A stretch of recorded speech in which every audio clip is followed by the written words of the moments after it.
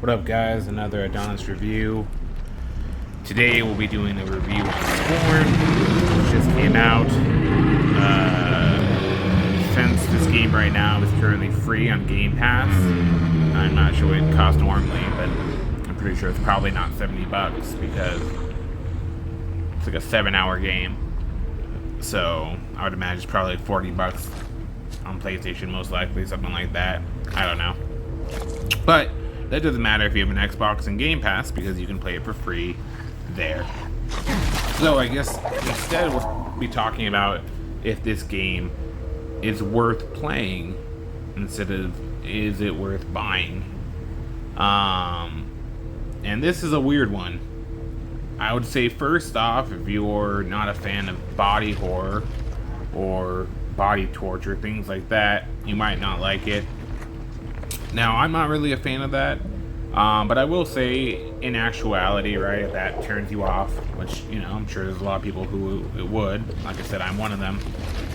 It's actually pretty manageable to get through it, and that's mainly because in the span of the 7 hours you play this game, there's probably like 30 minutes of it where it's like kind of fucked up, and then the other fucking 6.5 hours you're literally like wandering aimlessly through like an empty, vast area of nothingness, you know, where nothing really happens, you know, other than you just walking through like a weird ass, I don't know, version of hell or something. But you know, when I think of this game, it truly kind of immediately in my mind makes me think of the game Agony. I never played Agony, but fucking, to put it simply, I imagine it sucked because I see that game for $2 now. But it looked like it had fantastic graphics. But I imagine what I've heard about Agony is that you probably just walk around a hell type landscape with decent graphics, and I guess try to escape. I don't know. That's what I'm thinking. And you don't really have any combat or any type of fighting or anything like that. And I imagine this is kind of like it too. I would say the first thing that comes to mind when I think about this game is how it mystifies me that this game's, you know, been heard about and been talked about for years now, like 2019, 2018. Like I've heard about this game. It's like one of those games that you hear about and you imagine it came out, and then you think it's Agony because Agony looks like it, and it's $2, and you've heard about it long enough to where it could be $2 now. And you found out that it just came out fucking recently, and that this is a different game, and maybe it's fucking good because, you know, who the fuck could hold a game this long in fucking limbo and it not be good other than Cyberpunk 2077? But alas, it's not true. It's a pretty straightforward game. Quite simply put, you're like a man thing in this weird biomech human world of, you know, where everything's half like machine and half human kind of, and you're essentially, you know, there's absolutely there's no real cutscenes or anything in it, so you kind of have to bring what you may out of it by what you're just doing and figuring it out. But it's basically you just wandering around for 7 hours, you know, kind of solving puzzles in the area to get to the next area. And eventually you get a gun. There's 4 different types of guns. There's like a pistol, a grenade launcher gun, a fucking shotgun, and then like a hole punch gun that like socks people in the face. And you know, I'd say there's kind of like a Resident Evil vibe when it comes to the guns and the way they work. I've never ran out of ammo. It was never a concern for me to lose ammo. But I imagine if I was fucking just going Johnny Bravo and everyone's fucking blasting bullets and, you know, never try to conserve ammo, I'd probably run out. You know, I'm always the type that, you know, if I could punch him in the face with my hole punch gun because I have no ammo, I'm gonna do it and only use my guns when I really have to. Which is probably a mistake, because by the end of the game I definitely had some spare ammo that I could have probably used. It would have helped me. But honestly, there's not that many people you fight. I mean, yes, you know, I'd say maybe the last 2 hours of the game, you are fighting people, but again, it's a 7-hour game, so it's not that long. Before you know it's over. And I don't know. So how to explain this game if it's worth it for you? You know, I mean, the graphics are very good. It's a very stylistic game. There are edges where it's kind of bland and, you know, lacking vibrancy. Where if it was more vibrant and crisp, that possibly, you know, it could look astounding.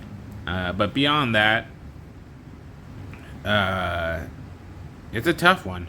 You know, this is an easy game to play because it's so short. You know, you can, if you want the rewarding feeling of playing a game, you know, and being able to smash it, since so many games are so long nowadays, it doesn't hurt to play this game. It's only 7 hours. You know, cause like I just got off playing Dragon Ball Z Kakarot. That shit I had 90 hours in, and you know, so it's not something I could just jump in with this. I finished pretty quick. You know, it's tough to say. Like, there's parts of it I kind of enjoyed. You know, it is rewarding. It's like one of those games, you know if you jump into it, you're going to slightly enjoy it.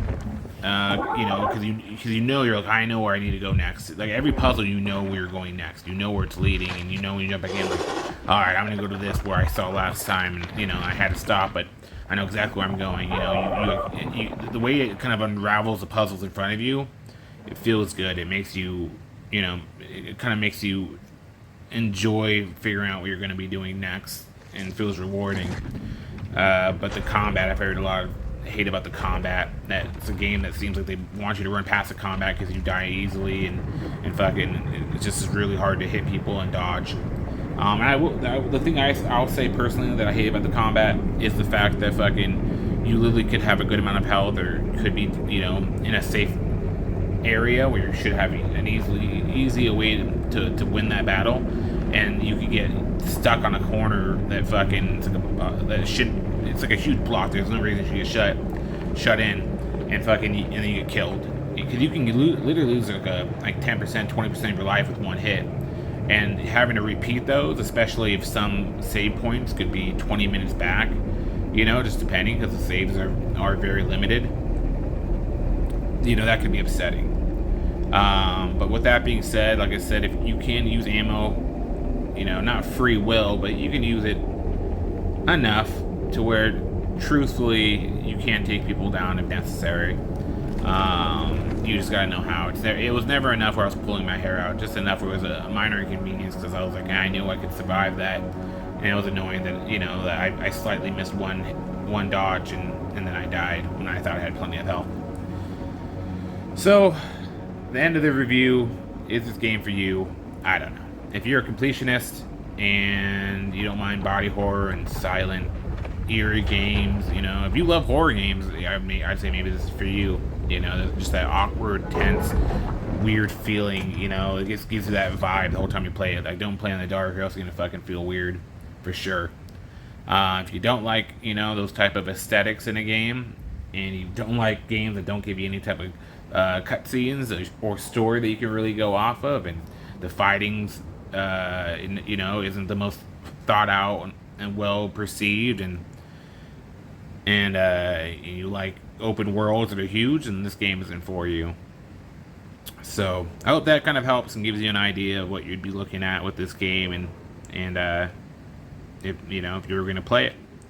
This has been an Adonis review. Later, guys.